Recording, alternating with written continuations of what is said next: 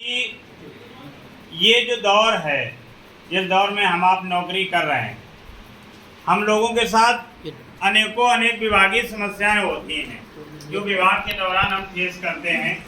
विभाग अलग अलग होते हैं, समस्याएं अलग अलग होती हैं, लेकिन विभागीय समस्याओं की अवधि केवल उतनी ही है जितनी आपकी नौकरी है। एक बार नौकरी खत्म, विभागीय समस्याएं भी खत्म।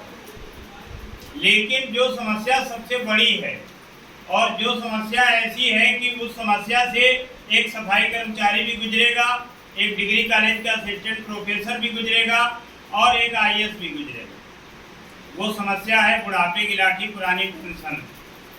क्योंकि एनपीएस में जो लोग सेवानिवृत्त हो रहे हैं अभी पिछले 2-3-4 सालों की अगर हम बात करें तो एक छोटा सा उदाहरण देता हूँ। एक हमारे यहाँ इंटर कॉलेज है, पटेल इंटर कॉलेज बरौर, बहुत सारे लोग जानते होंगे इसके बारे में।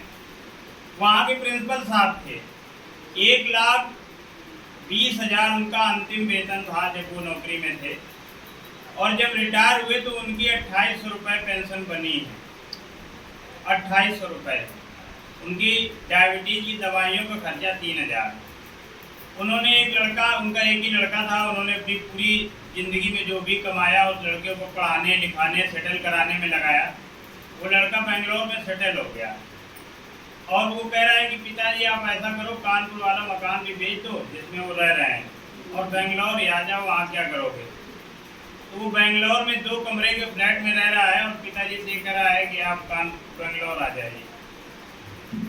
उस व्यक्ति का आत्मसम्मान और स्वाभिमान की क्या स्थिति होगी इसकी हम आप कल्पना नहीं कर सकते। अगर आपको कभी देखना हो तो बर्रा में कर रही में उनका निवास है। घर के बाहर उन्होंने परचून की दुकान खोली है उस पैसे से जो एनपीएस से मिला। एक इंटर कॉलेज का प्रिंसिपल पान मसाला बेचा। और ये स्थिति एक नहीं है। आप शिक्षा विभाग को छोड़ दीजिए, क्योंकि हम लोग तो नए ज्वाइन हुए हैं। हमारे अकबरपुर में जिला अस्पताल है, वहाँ एक स्टाफ नर्स थी मीरा दीवान, 46,000 रुपये अंतिम वेतन था, 850 रुपये पेंशन। तो पेंशन का कोई विकल्प नहीं है और पेंशन का विकल्प नहीं है तो ये लड़ाई जीती कैसे जाए।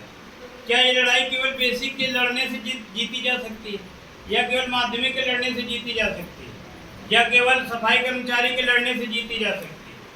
ये लड़ाई तभी जीती जा सकती है जब सब लोग एक साथ लड़ेंगे, और इसीलिए अटेवा बनाया गया।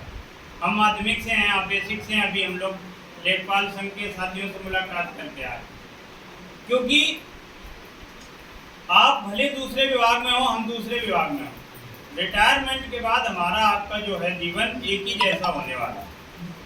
जिस स्थिति से हम गुजरेंगे उस स्थिति से आप भी गुजरेंगे। और एक बात मैं आपको बता दूं कि एक सफाई कर्मचारी तो रिटायरमेंट के बाद सर्वाइव कर सकता है, क्योंकि जो काम उस नौकरी में कर रहा था वही नौकरी के बाद भी करेगा। आप सर्वाइव नहीं कर सकते। और वो कर्मचारी जिसने जीवन में सबको देने का काम किया हो, बुढ़ापे में किसी के आगे हाथ नहीं फैला पाएगा, आप भी नहीं फैला पाएंगे। और आज की दुनिया में जो भी रिश्ते नाते हैं उनका मूल आधार अर्थ है। आप कभी सोच करके देखिए। और अगर आपको लगता हो कि एनपीएस बहुत बेहतर है तो एक बार एनपीएस अपने वेतन से जो भी आता है उसको एक किनारे रख दीजिए, केवल 4,000 की में पूरा महीना चला करके दिखाइए, फिर आपको एनपीएस का दर्द समझ में आएगा। तो साथियों, निवेदन केवल 2 हैं। ये आपकी लड़ाई है, आपको लड़नी पड़ेगी।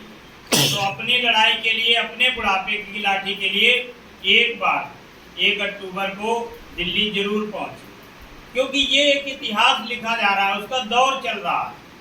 और इतिहास उनका भी लिखा जाता है जो लड़ाई के दौरान जंग में शहीद होते हैं, और इतिहास उनका भी लिखा जाता है जो लड़ाई के दौरान घरों में बैठे रहते हैं। तो इतिहास आपको किस आईने में देखेगा ये तय करना आपकी जिम्मेदारी। मैं अटेवा की तरफ से आपको ये विश्वास दिलाता हूँ कि पुरानी पेंशन बहाल होने तक हम इसी तरह संघर्ष करते रहेंगे, लड़ते रहेंगे, आपके बीच में आते रहेंगे। और इस आंदोलन को ताकत दीजिए। सोशल मीडिया पर जो भी साथी हमारे देश भर में जो भी आंदोलन चलते हैं उनको लिखिए, क्योंकि आज के दौर में जो देश की जनता देख रही है, जो देश की मीडिया उसको दिखा रही है, वो वास्तविकता नहीं दिखा रही। जो समाज में घटित हो रहा है वो चीज़ें सोशल मीडिया पर तो दिखती हैं, लेकिन मेन प्रिंट मीडिया और इलेक्ट्रॉनिक मीडिया पे नहीं दिखती। क्यों नहीं दिखती? इलेक्ट्रॉनिक मीडिया पे क्या आता है, एक पक्ष लिखता है हिंदू खतरे में, तो दूसरा पक्ष लिखता है संविधान खतरे में, तो तीसरा पक्ष लिखता है देश की सुरक्षा खतरे में। ये कुछ खतरे में नहीं है। मैं बताता हूँ खतरे में क्या है।